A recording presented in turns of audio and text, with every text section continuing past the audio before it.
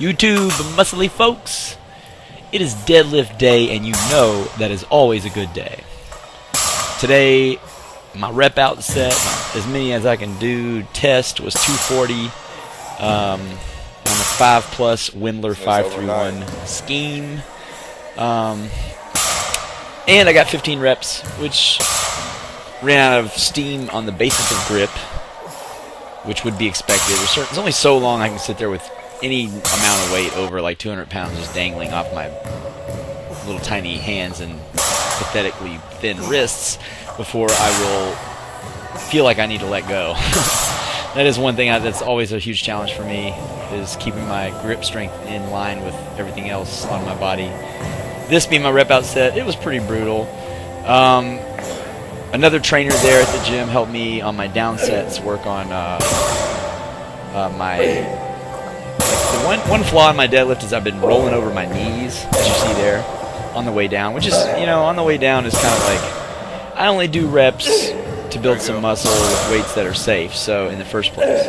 So when I complete a deadlift, for the most part, it doesn't really matter how I put it down as long as I'm not hurting myself, which this doesn't cause me to hurt myself. But the point that is, if I'm doing reps to build muscle, though, I need to do them with the correct form on the way down. There you go.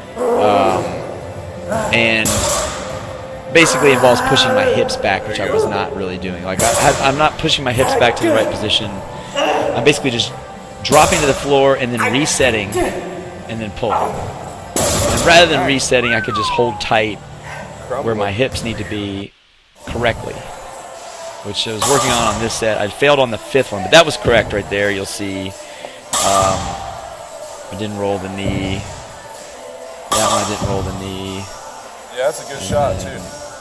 I don't think on that one did I roll the knee. I think this one's about to be... There we go. So, rolling the knee is a problem, and I think I've got it... The beginnings of it. I'm going to continue to work on it on my down sets, I think. I'm not necessarily going to be perfect on it on my max out sets, because I don't feel like this is a dangerous thing, where I never feel any pain or anything associated with anything to do with deadlifts right now, especially at the weights that I'm doing. They feel really safe. Like I could just sit there and crank it and I always feel good. I get the right type of sore. I don't get any stingy weird stuff on these kind of deadlift schemes. So on my down sets in the future, I'm going to continue to focus real hard on avoiding hitting the knee by keeping my hips engaged in the lower portion of releasing the bar. That has been a flaw in my program. Then we, of course, do 5 sets of 10 each foot of step-ups. This is really grueling, to be totally honest. 25s in each hand. It's just tiring. That's so many steps. It's just a lot of steps.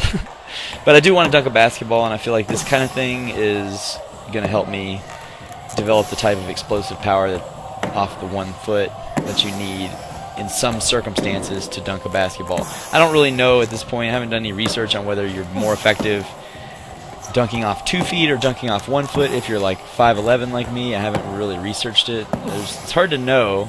I'm sure there's a lot of short people out there that have figured out how to dunk. I'm not technically short. Technically, I'm taller than most dudes, but not much. Like an inch taller than the average dude. So in basketball terms, I'm short. So trying to figure out how to dunk a basketball is going to be hard to know. In the background, there's a ninja moments ago, if you didn't notice, swinging around. But also working on these depth jumps, thinking that these depth jumps are going to give me the ability to transfer the power from maybe running or taking a hop into a more explosive jump that will lead to me being able to dunk one of these days. Now the depth jumps, the theory of it is it provides resistance by taking gravity and multiplying your body weight and dropping it before you even hit into the jump. And you're going to take that force and explode up with it and just kind of get your tendons like stretched and tightened in the way that they transfer. They help like slingshot you, multiply your force, so that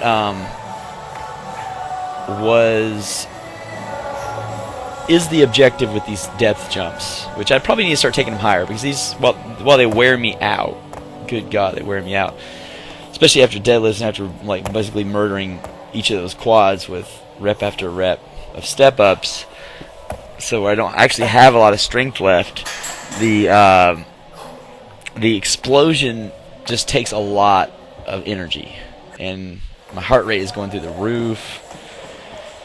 Similarly, actually, that one deadlift set I had today, the main one, 240 for 15, just deadlifting for that many reps at that weight, I was really gasping for air for possibly maybe a minute and a half after the set.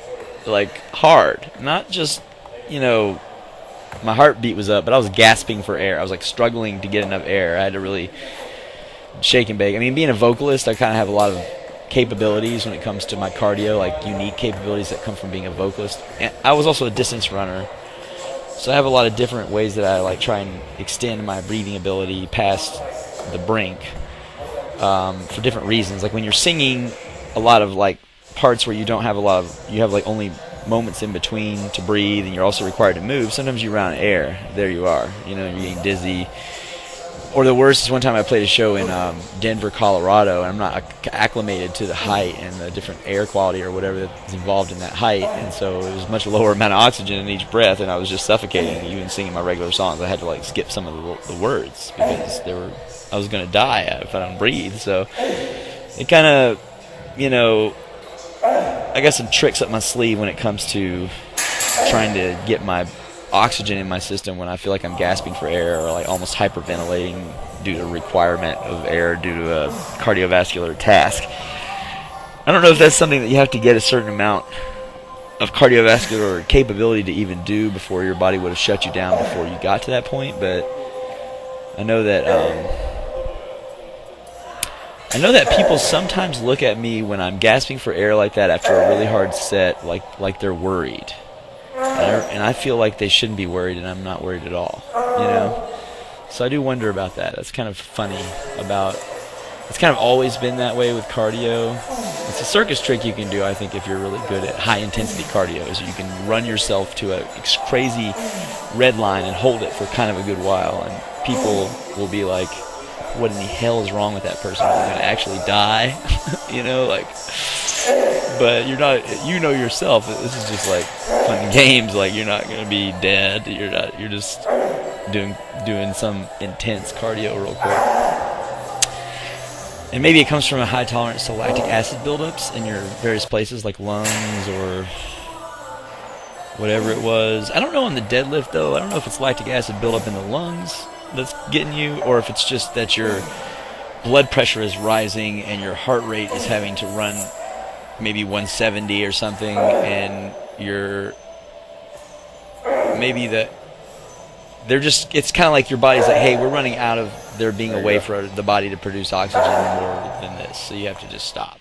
Like, you can't continue to do this because we were redlining to give you the ability to do this, so now we're going to suffocate you so that you'll stop. I mean, there has to be like some body system ultimately at some point that's just worn out. And for me, I think on the deadlift, this time it might have, even though my grip was the one that was ultimately failing, my lungs were next, which was funny. So my lungs are usually like pretty reliable, but with the deadlift, I feel like maybe, ultimately my goal is not to do 20 and 50 and 100 reps in the deadlift, so I don't really need to boost my cardio. It's just funny to see that deadlifts can challenge your cardio to so great an extreme that, you know, thinking of, when I have a client do a set of deadlifts, and after that they're just like heart's racing and trying to stall the next set, like, I often wonder, are they doing better cardio than the guy on the elliptical right now? You know, like who's getting better cardiovascular capability, whose lungs and heart are running harder, even while they're just standing there. You know, I think they're probably beating the guy on the treadmill. Something to think about. Like, comment, and subscribe. Sure do appreciate all your time. Peace.